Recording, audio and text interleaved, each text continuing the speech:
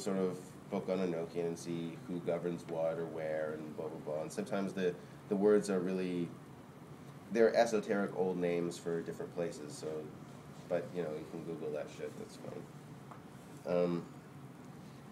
So these are like the three parts of the system, and each of them can be worked individually, and they can all be worked together. And I think that it's important to do both and to see how both works. I mean, the Book of the Law says success is your proof. So the question is, you can only gauge success by what you intend to come out and do. If you don't know, if you're just doing whatever, you don't have a clear goal, then there's no chance of success, because there's no way of measuring success. The fact that the four watchtowers represent the four horsemen is tremendously significant. There's a sort of common misconception that the four horsemen correspond to like war, famine, whatever. That's a convention of Renaissance art, which is interesting and a cool way of depicting it or whatever, but it's not actually in the Book of Revelations. The only one that's named specifically is death. And really, people need to look very seriously at the Book of Revelations and what it's saying in there. The history of this book is kind of interesting because it was not included in the conventional Catholic canon, sort of as part of their theology. Really, essentially, they were in competition with two other Christian churches before the year 300 when they were trying to come up with what was actually going to be the Catholic Bible, basically, because there's a shitload of books that came out that are all related to the same type of Christian literature. And there were two competing sects which had picked the same book for their, like, eschatology, for their end times, whatever. And they picked Revelations essentially just because it was not what the other two churches had selected, and it was, like, the different one. But it doesn't seem to fit with the rest of their canon. I mean, Jesus is like a war machine in this book. He's like, battle Jesus, which is pretty sweet. And actually, if you think about it, it does kind of make sense. And particularly, being a Thelemite, I connect this to the Book of the Law.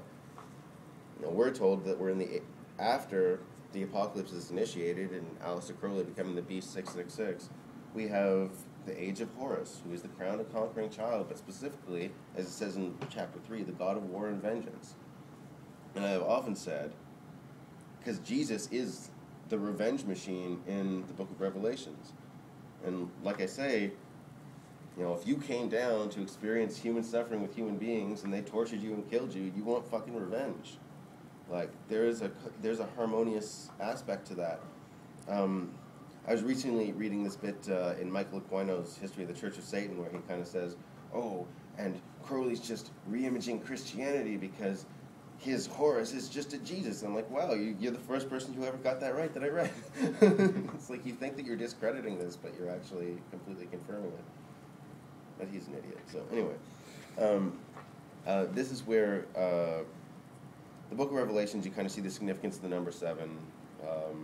We get the 7 seals, the 7 trumpets, blah, blah, blah. It's important to remember that when Dee was doing all this scrying work, Kelly was doing the scrying work, Dee was doing the praying, but what he had was an interlocking shape, which was 7 pointed figures. Like, the number 7 was incredibly significant in how they focused the energy to get it to the point where they could actually look at it and see it in the crystal at the time. And Dee sort of came up with all this because he was like... he was an inspired mathematician. He was giving like university degree lectures at 15 years old at his point in time. He was a prodigy in terms of math. And he was a scientific innovator. It's important to remember that as well. We're not talking about like a crank or whatever. We're talking about a very significant historical figure. I don't think that he intentionally keyed all this to the Book of Revelations when he did it, or at least there's no evidence to suggest that. But that's sort of what came out of the angels, and it kind of seemed to like spook him a little. It spooked him a little, it spooked Kelly a lot. Kelly was like flipping out this entire time, and he was also prone to kind of like manic fits or whatever, where he'd like randomly attack people and crap like that. Not randomly necessarily, but perceived by him. this, the way that this system is laid down in terms of the 4 and the 7 and the 5 in terms of the pentagram is kind of the basis for Western ceremonial magic. The Golden Dawn uses this very heavily in terms of their rituals. And this is the thing, when they ratify the system, they sort of key it to the ritual of the pentagram, the ritual of the hexagram. And I'm not saying that's wrong. It's a totally legitimate way to work the system. It's just not inherent in the system. Initially, what's happening is really Dee's just like sitting down and praying and praying and praying, and Kelly's seeing the image. They don't necessarily have to make those gestures. Whether those are more or less effective is something that I would suggest that people explore on their own, and they may be more effective for some people and less effective for others, and just, again, success is your proof.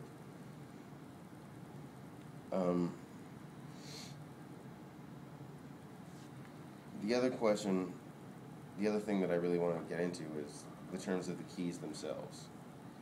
And we can differentiate here. When the Golden Dawn sort of gave their version of the Enochian keys, they wanted to make sure everyone vibrated every single letter, which is supposed to be how you call the angels from the tablets, because it's square by square, letter by letter. That's not how you're supposed to do the keys. You're actually kind of supposed to say them the way that they're laid down. And one thing that I think that bears questioning is, why are they called keys?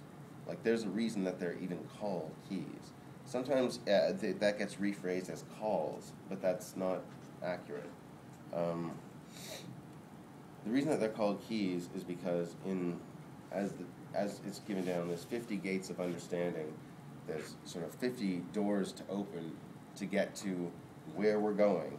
And the whole question, the reason that the apocalypse is at the end of this is because it's where we're going. From Genesis to Apocalypse. The Bible is a metaphor. It's not meant to be taken literally in any way, shape, or form, but that's the whole concept, is start to finish. So these are how we open these gates. And this is why the system gets used as a source of initiation. I mean, Aleister Crowley, well, first of all, when he finished his Golden Dawn work was when he had his HGA experience, which was, and if you get to that stage in the Golden Dawn, that's when they kind of like let you into Enochian magic. I'm sure he had knowledge of it before, that's not even a question, but that's officially in terms of the stages of initiation that he was going through where that happens. And the same was when he wanted to cross the abyss and bring himself into a grade higher than, because, I mean, you know, he started the AA, so there was no way for anyone to initiate him into a higher grade. The system that he wanted to use to initiate himself further was the Enochian system, so that's when he went out and did the calls of the Aethers, and actually, like, that was the force that brought him across the abyss initially. And this is sort of the power the system has. If you think of any, it doesn't matter what occult group we're talking about or what sort of framework we're dealing with, the concept is going from the beginning to end and initiating something from start to finish, which, I don't know how I can emphasize this correctly, any kind of project that's being done, essentially. Like, that's the purpose of the Enochian system, is a start to finish kind of thing, which is why the metaphor goes from Genesis to Apocalypse. According to the angels, Enochian is actually the first language, precipitating the Hebrew language, and sort of causing the Hebrew language, which they say is like the original human language, basically. And the language itself is interesting, but like that we see a very clear start to finish in the way that the language is being used in terms of the magical system. And the way Enochian is dealt with itself is kind of interesting. I mean, there's a guy, Donald Laycock, who has his Dictionary of Enochian Magic, which is a useful thing for people to have or whatever, but his introduction to it is kind of horrible because he's just like, oh, this is all made-up bullshit, basically, whatever. And it's just like, well, okay, fine, but it doesn't have... The thing is that if you actually look at the book, there's points where Dee is saying things like, so how does the etymology work here? How do these words relate to each other? And the angels are just like, no, they don't. It doesn't work like that. So, I mean, Dee's not really satisfied with that answer, but I mean, that's their answer. So if your debate is that it's not real because there's no etymology, well, they kind of explain, they don't really explain why that's the case, but they say outright that's not the case. There's no sort of sense of like time or context, which is interesting in and of itself in terms of the structure of a language, which makes it different from other languages. Which again makes sense because the angels say at one point in the in True and Faithful Relation, there's nothing of us to do with time. Like they're really specific about that. Like we are outside of time, so their language doesn't have time and context. Well, that makes sense. It's sort of coherent, at least with what's being said. Yes. So basically, when people want to practically work this system, they're kind of either you got basically three choices, or sorry, four choices. You can work it the Golden Dawn way, which basically limits you to the watchtowers and the aethers, and that's fine. You can get results by doing that, and it's very clear. It's like and there's an open source order of the Golden Dawn. You can look this shit up on the internet in 20 seconds. Or they can work it the way that sort of Jeffrey James describes, which is more traditional in terms of the John Dee sort of, we're going to sit down, we're going to do some prayers, and we're going to see what we're going to see, or whatever. And there's sort of like a spin-off to that Skinner and Rankin did, which they claimed was their one true book that was exactly from John Dee. And it's just basically the question of, do you actually want to just like read these things out of a book, or it's not really that hard to like just come up with the names and come up with a prayer or whatever. Sometimes, though, it can be just easier to like pick up a book and whatever. I like the Jeffrey James book. I like the way it goes. So I use that, frankly. So that's the other way to do it. And then the third thing would be to come up with something completely new, which is completely valid. This is one of the things where, you know, I always tell people when they're doing ceremonial magic, you should do the rituals the way they're laid down. You know, don't just make up your own crap. But this is one of the places where kind of you can make up your own crap. I mean, you've got the names. Those have to be vibrated specifically. You've got the keys. Those have to be said specifically. But other than that, you know, the ritual's kind of open. And it's like what gets a result is what's good, and what doesn't isn't, basically. It's very straightforward in that respect. So it is one of the things that, because there is no right way to do it, as there is with so many other things, and so many other things in ceremonial magic, which is also what makes it the most complicated, because it makes it a lot of work.